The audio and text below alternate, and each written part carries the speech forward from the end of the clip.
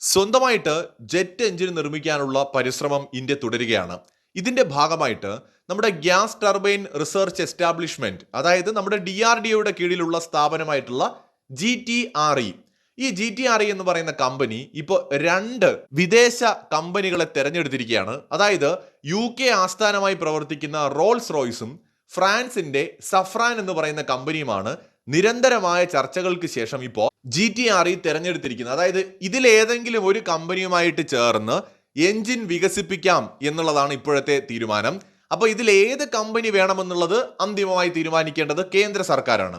അപ്പോൾ നേരത്തെ തന്നെ സ്വന്തമായിട്ട് തദ്ദേശീയമായിട്ട് ജെറ്റ് എഞ്ചിൻ നിർമ്മിക്കാനുള്ള ഒരു തീരുമാനവുമായിട്ട് ഇന്ത്യ മുന്നോട്ട് പോയിരുന്നു. അപ്പോൾ ഇതിന് നമുക്കൊരു ഇന്റർനാഷണൽ ലെവലിലുള്ള ഒരു പാർട്ട്ണറെ ആവശ്യമാണ്.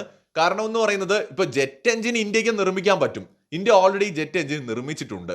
പക്ഷെ ആ ജെറ്റ് എഞ്ചിൻ നമ്മുടെ യുദ്ധവിമാനങ്ങൾക്ക് മതിയാകില്ല എന്നതാണ് പ്രശ്നം. അതിന്റെ ത്രസ്റ്റ് എന്ന് പറയുന്നത് മോഡേൺ യുദ്ധവിമാനങ്ങൾക്ക് വേണ്ട അത്രത്തോളം പ്രൊഡ്യൂസ് ചെയ്യുന്നില്ല എന്നുള്ളത് കൊണ്ടാണ് നമുക്ക് മറ്റ് കമ്പനികളുടെ സഹായം തേടേണ്ടതായിട്ട് വന്നത്. അതായത് ഇപ്പോൾ ഇന്ത്യ ഉപയോഗിക്കുന്ന നമ്മുടെ തേജസ് യുദ്ധവിമാനങ്ങൾക്ക് ആവശ്യമായ ത്രസ്റ്റ് നമ്മൾ വികസിപ്പിച്ചെടുത്ത കാവേരി എഞ്ചിന് നൽകാൻ കഴിയുന്നില്ല എന്നുള്ളതായിരുന്നു നമ്മൾ നേരിടുന്ന ഒരു പ്രശ്നം. രണ്ടാമത് നമ്മുടെ AMCA എന്ന് പറയുന്നത് ഒരു 5th ജനറേഷൻ എയർക്രാഫ്റ്റ് ആണ്. അപ്പോൾ അതിന് കുറെ കൂടെ പവർഫുൾ ആയിട്ടുള്ള ഒരു എഞ്ചിൻ ആവശ്യമാണ്. അതും സ്റ്റെൽത്ത് ക്യാപ്പബിലിറ്റീസ് ഉള്ള ഒരു എഞ്ചിനാണ് നമുക്ക് വേണ്ടത്. അത്തരമൊരു എഞ്ചിൻ നിർമ്മിക്കാനാണ് നമുക്ക് ഒരു വിദേശ കമ്പനിയുമായിട്ടൊരു സഹകരണം വേണ്ടി വരുന്നത്. കാരണം നമ്മുടെ കൈവശം ഒരുപാട് ടെക്നോളജീസ് നമ്മൾ ഡെവലപ്പ് ചെയ്തിട്ടുണ്ട്. എന്നാൽ ചില ടെക്നോളജീസ്, വളരെ ക്രിട്ടിക്കൽ ആയിട്ടുള്ള ചില ടെക്നോളജീസ് ഡെവലപ്പ് ചെയ്യുന്നതിന് നമുക്ക് ഈ രംഗത്ത് എക്സ്പീരിയൻസ് ഉള്ള ഒരു കമ്പനി കൂടി വേണം. അങ്ങനെ ഒരു കമ്പനി തിരഞ്ഞെടുക്കുന്നതിനായിട്ട് അന്തിമമായിട്ട് 2 പേരുകളാണ് ഇപ്പോൾ GTRE നിർദ്ദേശിച്ചിരിക്കുന്നത്. ഫ്രാൻസിന്റെ സഫ്രാൻ എന്ന് പറയുന്ന കമ്പനി നേരത്തെ തന്നെ ഇന്ത്യയുമായിട്ട് ചർച്ചകൾ നടത്തി വന്നിരുന്നു. അതുപോലെ തന്നെ ബ്രിട്ടൻ ആസ്ഥാനമായി പ്രവർത്തിക്കുന്ന റോൾസ് റോയ്സ്, ഈ 2 കമ്പനികളുമാണ് പൂർണ്ണമായ സാങ്കേതിക വിദ്യ കൈമാറ്റം ഉൾപ്പെടെ വാഗ്ദാനം ചെയ്ത് ഇപ്പോൾ രംഗത്ത് വന്നിരിക്കുന്നത്. സഫ്രാൻ എന്ന് പറയുന്ന ഫ്രഞ്ച് കമ്പനി ആദ്യം 50% ടെക്നോളജി കൈമാറ്റമാണ് പറഞ്ഞത്. പിന്നീട് അവർ 100% നൽകാമെന്ന് പറഞ്ഞിട്ടുണ്ട്. റോൾസ് റോയ്സ് എന്നാൽ 100% സാങ്കേതിക വിദ്യ കൈമാറ്റം ചെയ്യാമെന്ന് നേരത്തെ തന്നെ പറഞ്ഞിട്ടുണ്ട്. ഈ സാങ്കേതിക വിദ്യ കൈമാറ്റം എന്ന് പറയുമ്പോൾ നമ്മൾ മനസ്സിലാക്കേണ്ടത് വളരെ ക്രിട്ടിക്കൽ ടെക്നോളജിയാണ്. അപ്പോൾ ഈ ഒരു 2 കമ്പനികളും ഇപ്പോൾ ഇന്ത്യയുമായിട്ട് നടത്തിയിട്ടുള്ള ചർച്ചകളിൽ പറഞ്ഞിരിക്കുന്നത് പൂർണ്ണമായ സാങ്കേതിക വിദ്യ കൈമാറ്റം, ഉൽപാദന കേന്ദ്രം സ്ഥാപിക്കുവാനുള്ള സഹായം തുടങ്ങിയ എല്ലാ കാര്യങ്ങളും അവർ നൽകാമെന്ന് സമ്മതിച്ചിരിക്കുകയാണ്. ഇത് എത്ര തുകയ്ക്കാണ് ഈ ഡീൽ എന്നുള്ളത് വളരെ പ്രധാനമാണ്.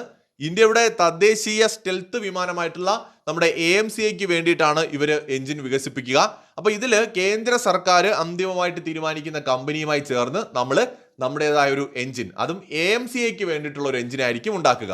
ഈ ഒരു എഞ്ചിന്റെ പ്രത്യേകത എന്ന് പറയുന്നത് ഇതിന് 110 മുതൽ 130 കിലോ ന്യൂട്ടൺ വരെ ത്രസ്റ്റ് ഉൽപ്പാദിപ്പിക്കാൻ കഴിയും. 5ാം തലമുറ യുദ്ധവിമാനങ്ങൾക്ക് ഇത്രയെങ്കിലും ത്രസ്റ്റ് ഉൽപ്പാദിപ്പിക്കാൻ കഴിയുന്ന എഞ്ചിനുകൾ ആവശ്യമാണ്. അതുകൊണ്ടാണ് ഇന്ത്യ മറ്റൊരു കമ്പനിയുമായിട്ട് ചേർന്നുകൊണ്ട് എഞ്ചിൻ നിർമ്മിക്കാനായിട്ട് തീരുമാനിച്ചിരിക്കുന്നത്.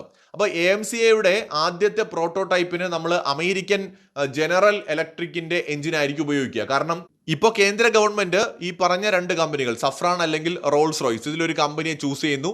ഇന്ത്യയുമായി ചേർന്നുകൊണ്ട് ഇവർ ഈ എഞ്ചിൻ നിർമ്മാണത്തിന്റെ പദ്ധതികൾ തുടങ്ങിയാലും ഈ എഞ്ചിനൊക്കെ നിർമ്മിച്ച് അത് പൂർണ്ണമായിട്ട് പ്രൊഡക്ഷൻ ലൈനിലേക്ക് വരുമ്പോൾ വർഷങ്ങൾ വേണ്ടി വരും. അപ്പോൾ AMCA പ്രോജക്റ്റ് എന്ന് പറയുന്നത് ഓൾറെഡി റൺ ചെയ്തുകൊണ്ടിരിക്കുന്ന ഒരു പ്രോജക്റ്റാണ്. അപ്പോൾ അതിന്റെ പ്രോട്ടോടൈപ്പിന് നമുക്കൊരു എഞ്ചിൻ ആവശ്യമാണ്. അതിന് അമേരിക്കൻ കമ്പനിയായിട്ടുള്ള ജനറൽ ഇലക്ട്രിക്കിന്റെ എഞ്ചിനായിരിക്കും നമ്മൾ ഉപയോഗിക്കുക. 414 എന്ന് പറയുന്ന ഒരു എഞ്ചിനായിരിക്കും ഉപയോഗിക്കുക. ഇപ്പോൾ നമ്മൾ തേജസ് യുദ്ധവിമാനങ്ങളിൽ ഉപയോഗിക്കുന്നത് 404 എന്ന് പറയുന്ന ഒരു എഞ്ചിനാണ്. അതിന്റെ അടുത്ത വെർഷനായിരിക്കും നമ്മൾ നമ്മുടെ AMCA പ്രോജക്റ്റിനായിട്ട് ഉപയോഗിക്കുക. കുടിച്ച വെള്ളത്തിൽ വിശ്വസിക്കാൻ കൊള്ളാത്തൊരു കമ്പനിയാണ് ഈ ജനറൽ ഇലക്ട്രിക് എന്ന് തോന്നുന്നു. കാരണം ഇവർ ഇതുവരെയും അവർ സമ്മതിച്ചത് അത്രയും അളവിൽ നമുക്ക് എഞ്ചിനുകൾ സപ്ലൈ ചെയ്തിട്ടില്ല. അത് കാരണമാണ് തേജസ് യുദ്ധവിമാനത്തിന്റെ പ്രൊഡക്ഷനൊക്കെ ഒന്ന് മെല്ലെ പോകുന്നത്. എന്നാൽ ഇപ്പോൾ റോൾസ് റോയ്സ് എന്ന് പറയുന്ന കമ്പനി അവർ കുറച്ചും കൂടെ എസ്റ്റാബ്ലിഷ് ആയിട്ടുള്ള ഒരു കമ്പനിയാണ്. അവർ യൂറോ ഫൈറ്ററിനൊക്കെ വേണ്ടിയിട്ട് ഒരു എഞ്ചിൻ വികസിപ്പിച്ചിട്ടുള്ള കമ്പനിയാണ്. EJ200 എന്ന് പറയുന്ന ഒരു എഞ്ചിനാണ് അവർ വികസിപ്പിച്ചിട്ടുള്ളത്. അപ്പോൾ ഈ ഒരു മാതൃകയിൽ തന്നെ ഇതിനെ അടിസ്ഥാനമാക്കിയുള്ള ഒരു എഞ്ചിൻ ഇന്ത്യക്ക് നിർമ്മിക്കാനായിട്ട് സഹായിക്കാമെന്നാണ് ഈ ഒരു കമ്പനി വാഗ്ദാനം ചെയ്തിരിക്കുന്നത്. മാത്രമല്ല, വളരെ പ്രധാനപ്പെട്ട കാര്യം, റോൾസ് റോയ്സിന്റെ ഓഫറിൽ ഒരു പ്രത്യേകത എന്താണെന്ന് വെച്ചാൽ ഈ ഒരു സാങ്കേതിക വിദ്യ, ഇങ്ങനെ നിർമ്മിക്കുന്ന എഞ്ചിന്റെ സാങ്കേതിക വിദ്യയിലെ ഭൗതിക സ്വത്തവകാശം 100% ഇന്ത്യക്ക് കരാർ പ്രകാരം ലഭിക്കുമെന്നതാണ്. എഞ്ചിന്റെ സാങ്കേതിക വിദ്യ പൂർണ്ണമായി കൈമാറുകയും ചെയ്യും.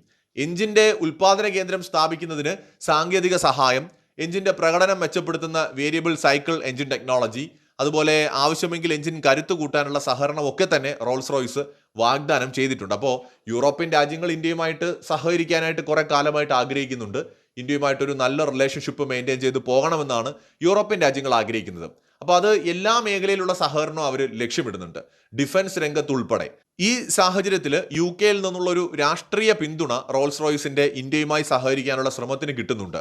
ഇന്ത്യയുമായിട്ട് പ്രതിരോധ ബന്ധം മെച്ചപ്പെടുത്തണം എന്നുള്ളൊരു നിലപാട് പൊതുവെ യൂറോപ്പിലെ ഒരു വലിയ വിഭാഗം രാഷ്ട്രീയ നേതാക്കൾക്കും നേതൃത്വത്തിനുമൊക്കെ ഉണ്ട്. അപ്പോൾ ഫ്രഞ്ച് കമ്പനിയായിട്ടുള്ള സഫ്രാനുമായിട്ട് സഹകരിച്ചാലും അവർ ഓക്കെയാണ്. പക്ഷേ റോൾസ് റോയ്സ് കുറച്ചും കൂടെ ഒരു യൂറോപ്പിൽ പോപ്പുലർ ആയിട്ടുള്ള ഒരു കമ്പനിയാണ്. പ്രത്യേകിച്ച് യൂറോ ഫൈറ്റർ നിർമ്മിച്ചതിൽ അവർക്കൊരു വലിയ പങ്കുണ്ട്. അപ്പോൾ എന്തായാലും AMCയുടെ ആദ്യ പറക്കൽ 2030 ഉണ്ടാകുമെന്ന് പ്രതീക്ഷിക്കുന്നുണ്ട്. അപ്പോൾ അതിനോടനുബന്ധിച്ച് തന്നെ നമ്മൾ സ്വന്തമായിട്ട് ഒരു എഞ്ചിൻ ഡെവലപ്പ് ചെയ്തെടുക്കാനുള്ള ഒരു പരിശ്രമമാണ് നടക്കുന്നത്. 2047 നമ്മൾ സ്വാതന്ത്ര്യം നേടിയിട്ട് 100 വർഷം തികയുമ്പോൾ എല്ലാ അർത്ഥത്തിലും സ്വയം പര്യാപ്തത കൈവരിച്ച ലോകത്തെ വികസിത രാഷ്ട്രങ്ങളിൽ ഒന്നായിട്ട് മാറുക എന്നതാണ് ഇന്ത്യയുടെ വിഷൻ. അപ്പോൾ അതിൽ വളരെ പ്രധാനമാണ് രാജ്യത്തിൻ്റെ സുരക്ഷ. അപ്പോൾ ഭാവിയിൽ പോലും ഉണ്ടാകാനിടയുള്ള സുരക്ഷാ ഭീഷണികളെ മറികടക്കാൻ നമ്മൾ എല്ലാ മേഖലയിലും സ്വയം പര്യാപ്തത കൈവരിക്കണം. ഇപ്പോൾ എഞ്ചിൻ നിർമ്മാണം എന്ന് പറയുന്നത് യുദ്ധവിമാനങ്ങളെ സംബന്ധിച്ചിടത്തോളം വളരെ പ്രധാനമാണ്. അപ്പോൾ ആ രംഗത്ത് ഇന്ത്യ ഏറ്റവും അധികം ഇന്ത്യയുടെ ഡിഫൻസ് മേഖലയിൽ ഇന്ത്യക്ക് എന്നും ഒരു കളങ്കമെന്ന് പറയുന്നത് സ്വന്തമായിട്ട് നമ്മളൊരു ജെറ്റ് എഞ്ചിൻ നിർമ്മിച്ചിട്ടില്ല എന്നുള്ളതാണ്. ഇപ്പോൾ നമ്മൾ പരിശോധിച്ചാൽ മനസ്സിലാവും. നമ്മൾ യുദ്ധവിമാനം നിർമ്മിച്ചു, തേജസ് യുദ്ധവിമാനം നിർമ്മിച്ചു, അല്ലെങ്കിൽ നമ്മൾ ഖതക് പോലെയുള്ള അത്യാധുനികമായ ഡ്രോണുകൾ നമ്മൾ നിർമ്മിക്കുന്നു, അല്ലെങ്കിൽ ഹെലികോപ്റ്ററുകൾ നിർമ്മിച്ചു.